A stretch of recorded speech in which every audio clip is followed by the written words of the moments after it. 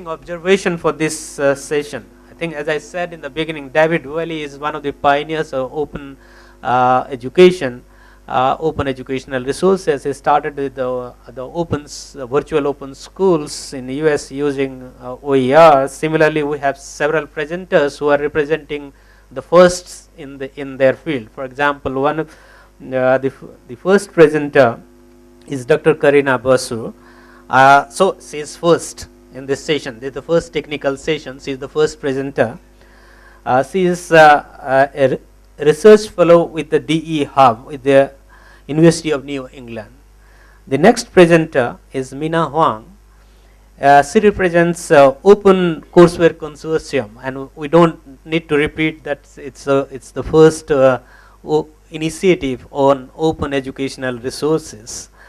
Then the next presenter is Kerry DeHart from UNISA, and I think many of us, everyone knows that the UNISA is the first distance teaching university in the world.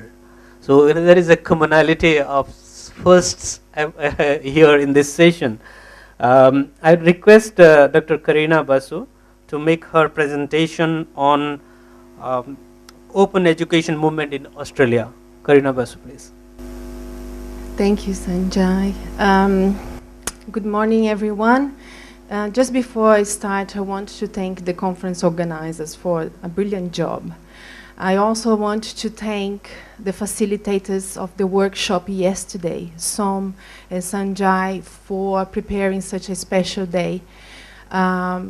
We made friends, we met old friends, and it was a day of sharing, learning, and fun.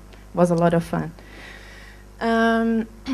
So yes, as Sanjay said, I work with DE Hub. DE Hub is a government-funded research center, and I am in charge to do some studies in open educational resources. And in the last 2 years, we have been working. Well, it's not really 2 years, I can say 18 months, because 6 months of this project I was on maternity leave. So for the last 18 months, I've been working on this research project funded by the Office for Learning and Teaching. It's another organization, part of the Australian government as well. Other partners, institution partners in this project are USQ, University of Southern Queensland in Australia, and Massey University in New Zealand. And this is the title of the research project. We will focus in different aspects of this project today, not the whole thing, because we only have 20 minutes, as you mentioned. A little bit more about the project. Even though we have project partners, it's not only, they are not only the members of the team.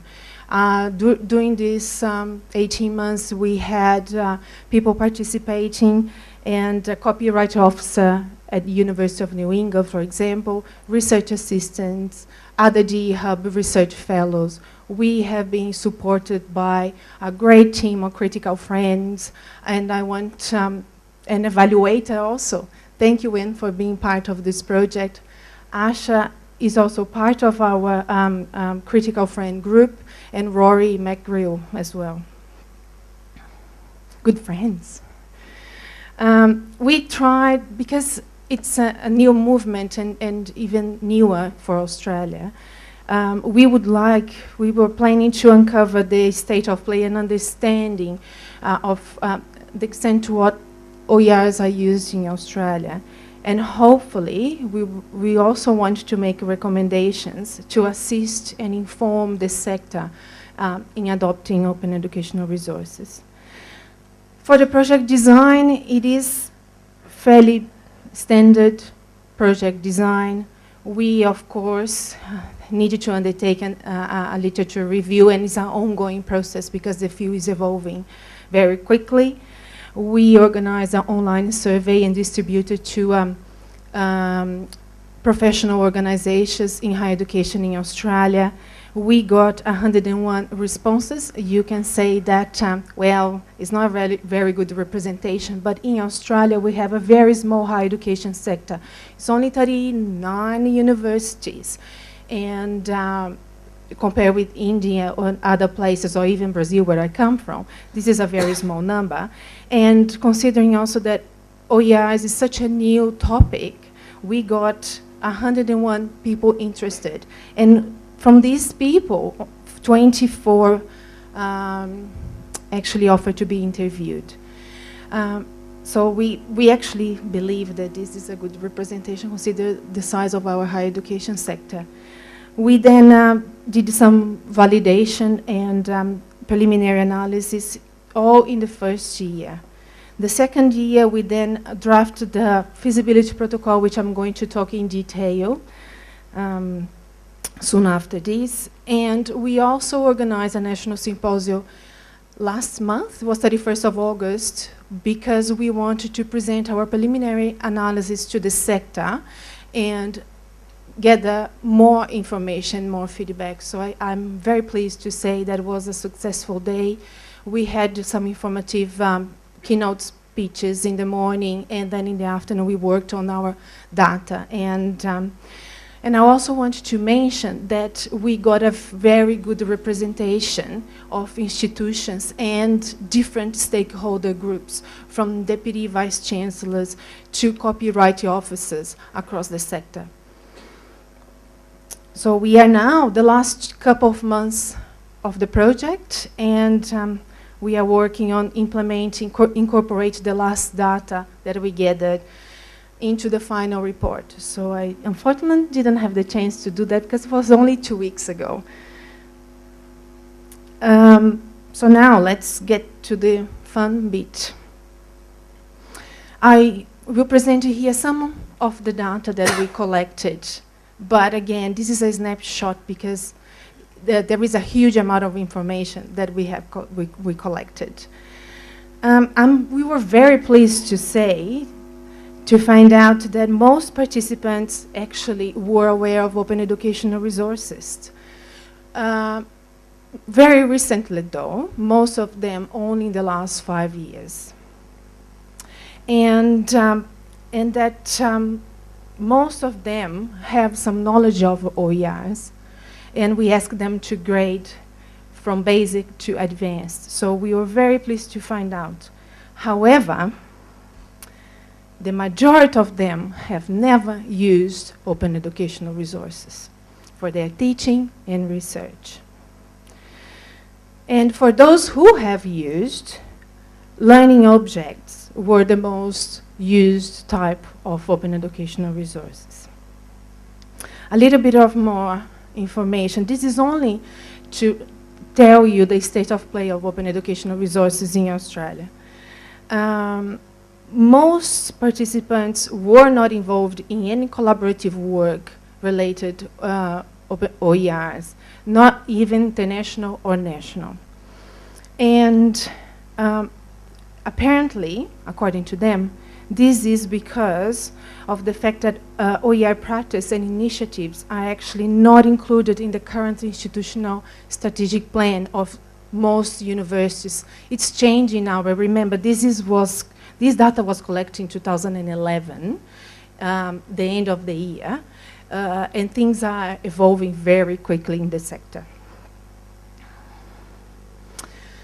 The feasibility protocol is a big outcome for us. This is our ultimate outcome. That's what we want to produce. This is a set of guiding principles to assist institutions to start a dialogue in OERs, right? It's not a rigid document. We believe that this document will evolve, this instrument will evolve as the movement is evolving in Australia. And as you can see, the feasibility protocol has 4 branches: opportunities, challenges, strategic directions, and policy analysis.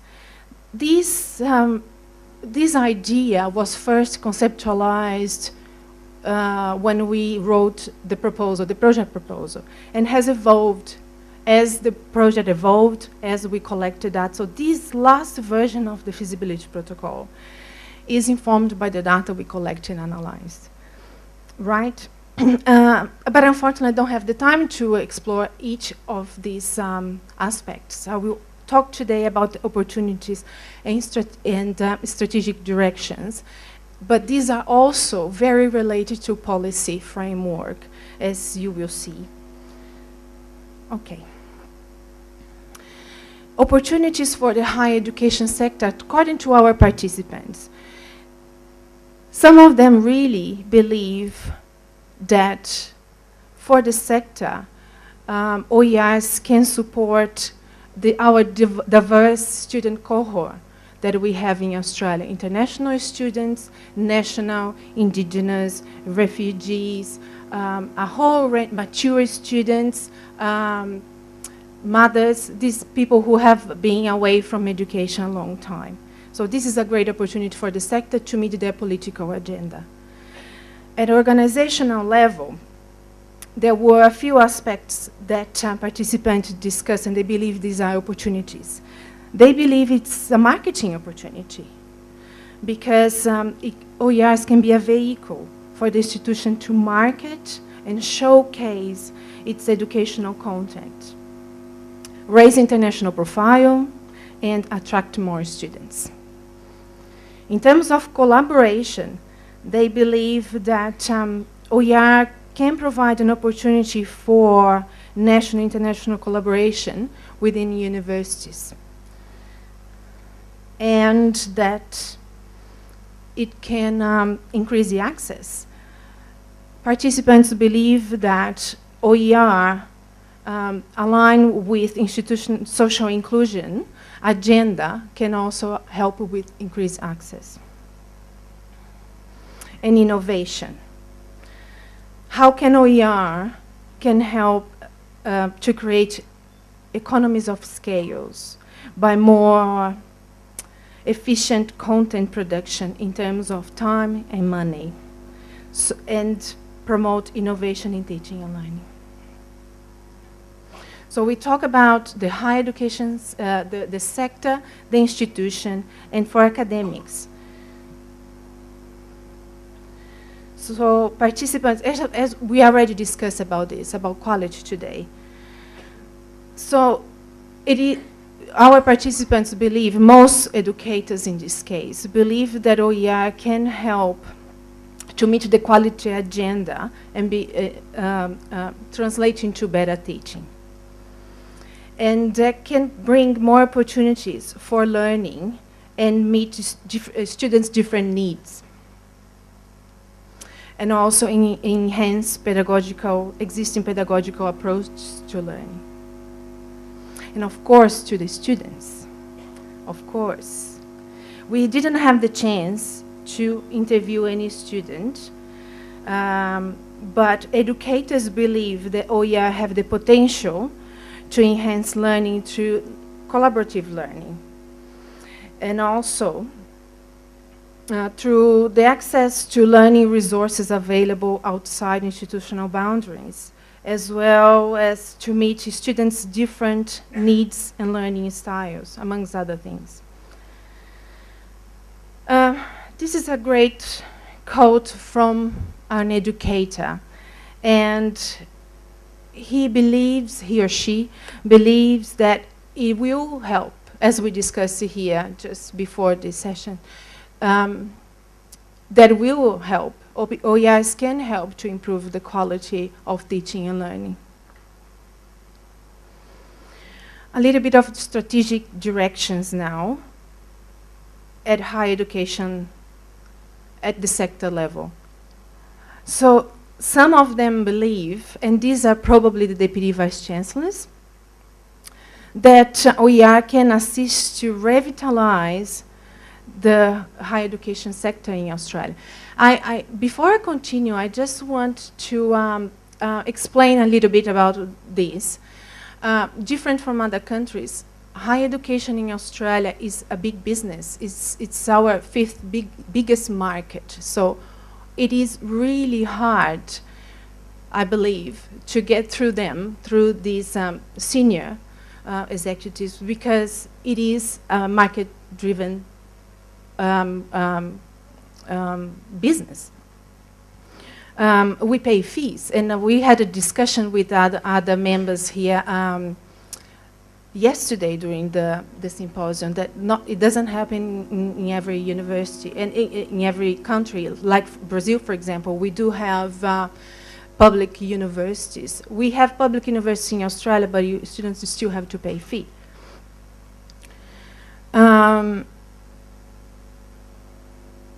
Sorry, I think I had a problem with my... Anyway, it's still in at sector level. It's strategic directions for the sector and encourage the use of OER can be through government incentives and funding. We don't have anything related to that yet.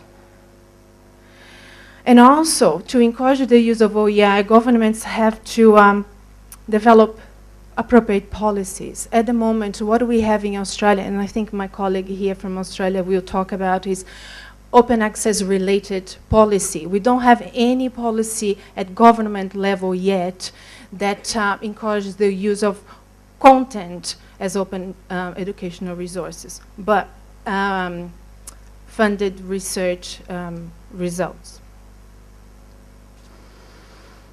At an organizational level, resourcing was considered as a strategic direction for universities. And investments in infrastructure, technology, and other resources were also considered as good resourcing strategically for institutions. And support for academics. And that was actually mentioned by educators that some of them don't really understand properly OER and the copyright issues of open educational resources. And that if they had support in terms of workshops and information and some financial incentives to use OERs, not all of them, though, consider the financial so important. But it certainly can be considered as a good strategic direction for institutions. Innovation. How the adoption of OER can improve institutional uniqueness. And amongst other universities across the sector, again, we compete against each other, and making the materials available for free doesn't sound always good when you want to make money. So there is a little barrier there. And how can OER can be incorporated into institutional process for recognition of prior learning. So this can be also an innovation according to participants for strategic direction. Planning. It was very important for some of my participants that they were consulted. What happens sometimes at institutional level is that things come top down and they suddenly have to do some things that they don't really want. So the pressure from top down sometimes is not really well received, and perhaps when senior managers decided to go ahead and use and adopt OERs, academic staff really feel valued if they are consulted.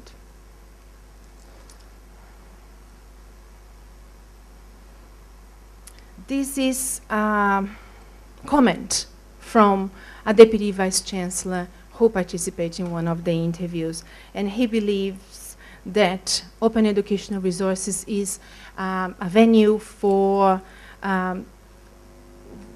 institutions to show their content, showcase their content, and hopefully. Is that me? Is it the 20 minutes? Oh, 5 minutes, okay. I'm finishing. Sorry, I lost my thought here. Right. The feasibility protocol is not the only outcome of our research. There is also an annotated bibliography that is for free and available at Zotero. These slides will be made available for everyone, so you don't really need to copy that address. We decided as the team, and we select 100 most relevant references for us, for this project particularly.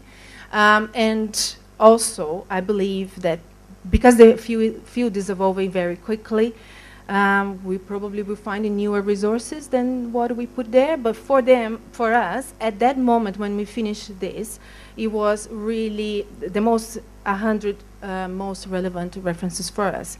We also have 4 case studies of best practices in OERs that will be, and all this material will be made available under Creative Commons license. And I just realized that 3 out of our 4 case studies are part of the OER University, Athabasca University from Canada, Open Polytechnic from New Zealand, University of Southern Queensland, and the other one is the Open Learning from the UK. And we will make the full report available with all the data and the other aspects of the feasibility protocol for everyone, really for free under the license. Thank you. You still have 90 seconds to go. Oh, no, thanks. I will give this to my next colleague. Thank you very much, and thank you very much for sharing your research work with us. And I think I request the people here to able to make their comments on your presentation and share their thoughts about open education resources in Australia, particularly the process of developing the protocol that you talked about, and your engagement in the process to derive the outcomes. Anyone to make comments, please? The presentation, should we take it? I'm sorry, I will take it. I myself put the ground rules and changed it. I'm sorry about that. I'm sorry about that. We'll take the next. That reminds me to request you again to put your questions for Karina, and don't leave her like that. The next presenter is Meena Huang. May I request Meena Huang from Open? She is director of the community outreach at Open Courseware Consortium, and we all know about MIT OCW. And then I would look at her presentation, please. Meena.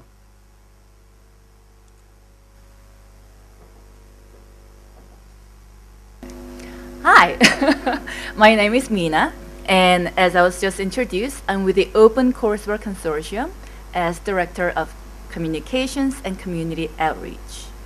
I'm really happy to know that you're familiar with OpenCourseware because I have 3 children who meet really dedicated, caring teachers who sends out a survey to them at the beginning of the school year asking what the parents do. And they write down OpenCourseware Consortium, Director of Communications and Community Outreach. And they always say, Mom, is there an easier option to this? I say, well, yeah. So the teachers keep asking what it is. And being an Asian family, you can't just say, tell them to Google it. You have to be very polite to the teachers, give them respect, and tell them what it is. So my kids have a really good way of explaining OpenCourseware, OER, and how it impacts education of the future. Now, the title of the presentation today is Choosing the Right Platform for OpenCourseware. And this title can be a little misleading because I don't have an answer for this.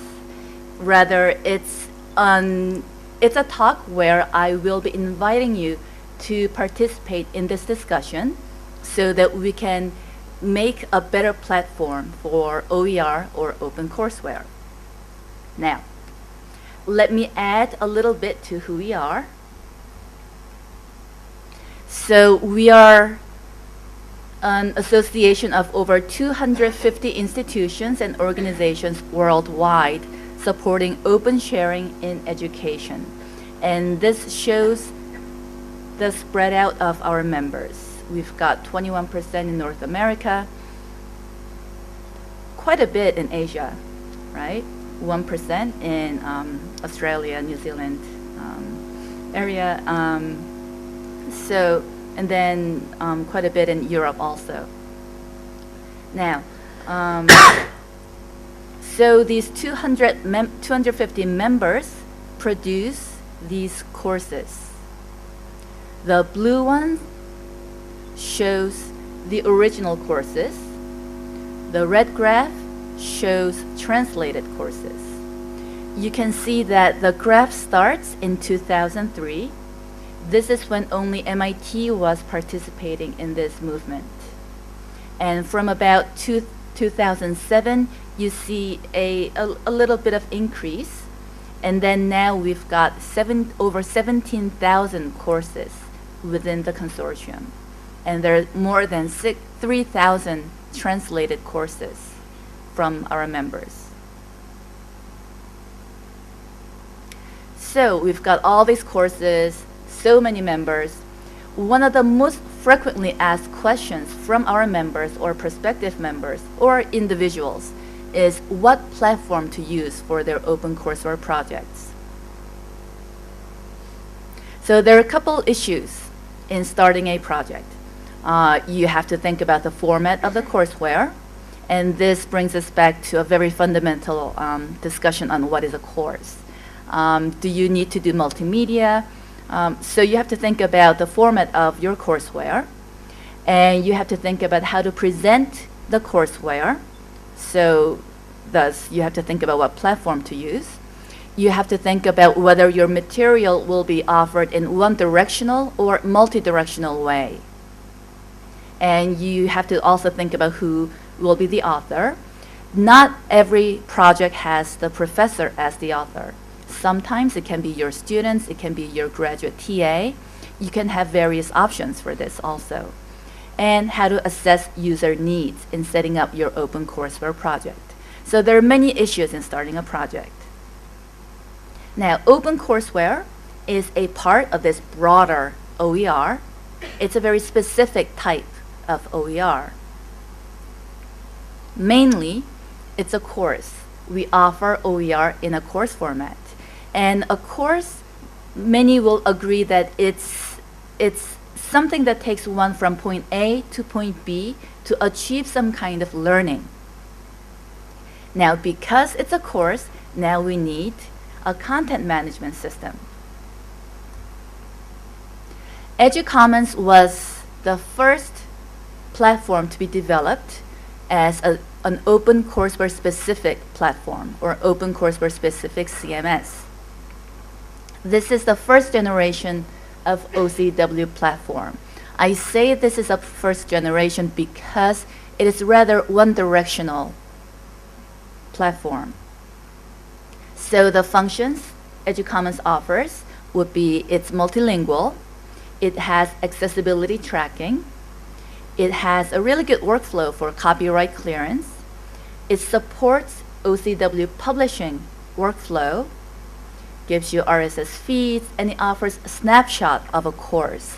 So if you've visited an MIT OpenCourseWare site, you'll see that it's got the syllabus, the course calendar, lecture notes, lecture videos, course examinations. So in the course, in OpenCourseWare, you get to see a snapshot of a coursework that is done within a semester. So this is what EduCommons offered, and it hoped to standardize OCW contents for remix and interoperability. So the community was thinking that if we all choose to use one same platform, it'll be really easy to remix, or it'll be easy to just have an interoperability in platforms and courses. So EduCommons was developed. And users of EduCommons were one of the biggest users was Universia. Universia is a consortium of Spanish and Portuguese-speaking institutions. There are hundreds of members within Universia. And Universia had set a policy for all its members to use EduCommons in the beginning, mainly for the reasons that I had just mentioned, for the interoperability issues. And many of the early adapters of OpenCourseWare used EduCommons. For example, Utah State, Notre Dame University, Johns Hopkins, and many of the Japan OpenCourseWare universities adopted EduCommons.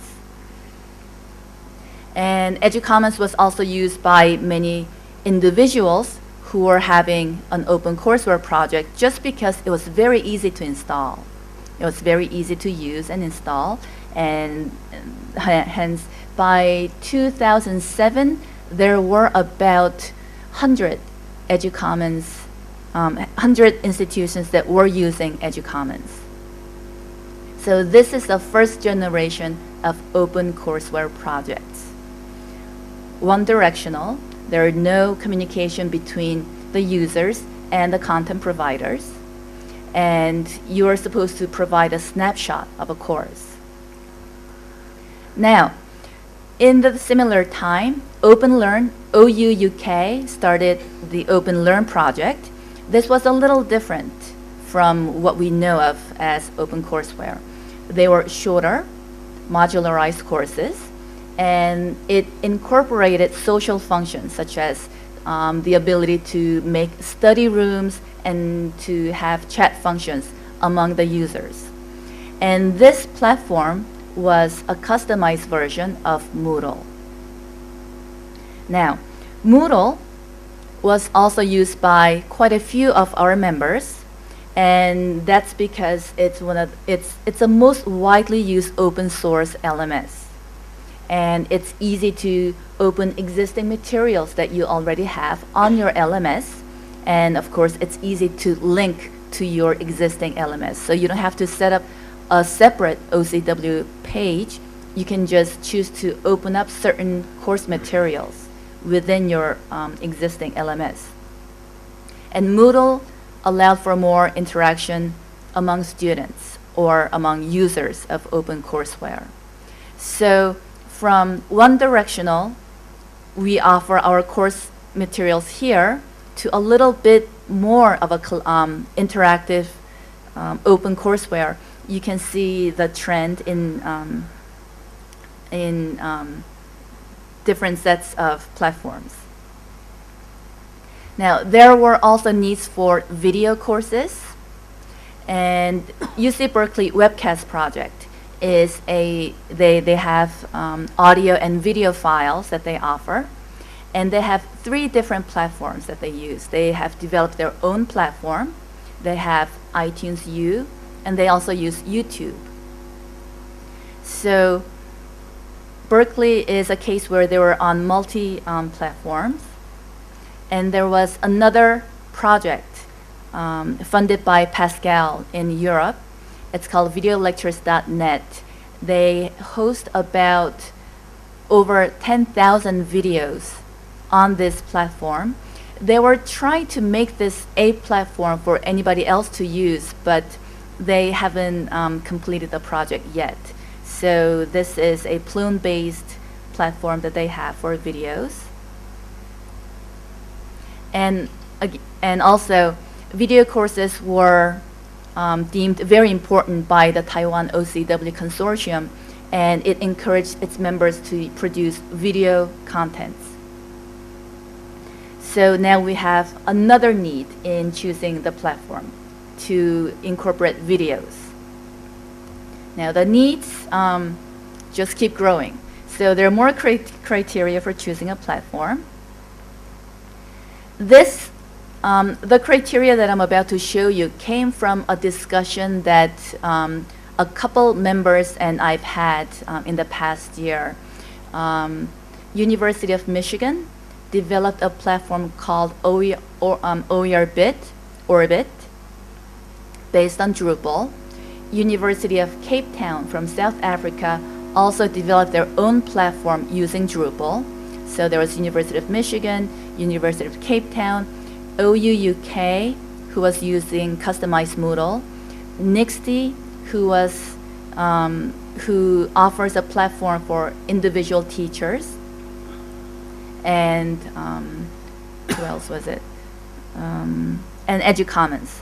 So we got together to compare each of the platform and to figure out what is needed in an OpenCourseWare platform, or what should be put in. So we made a comparison chart based on a couple segments. The first one was infrastructure. The second one was workflow. The third was user management. And the fourth, learner tools. The last was assessment tools. Let me go back and show you what each of the items were. So for infrastructure, this is important to the developers. So I don't know if this is gonna be important to you, but you can see that we were making a comparison chart based on the programming language, what database it uses, what kind of OS support it's got, the support level, support for multilingual or internationalization, security level, etc. So there are quite a few criteria that we need to look at for infrastructure. And then there is a workflow. Many of our members have made it a policy to open pretty much all its courses. MIT is one of them. MIT had set a goal to open all the courses from very early on. And although it's very difficult, many of the universities are following suit by saying what you produce should be open. So it's very important to have a CMS that fits the workflow. So for example, once the faculty gives materials to the OpenCourseWare team, who clears the copyright, or who does this, who does that, this should be melted into the CMS or the platform. So these are some of the criteria that we have for a workflow. And they are IP management support, and whether you've got WYSIWYG editor in the platform, licensing choice support, level of ease, export support, and import support, flexible course structure,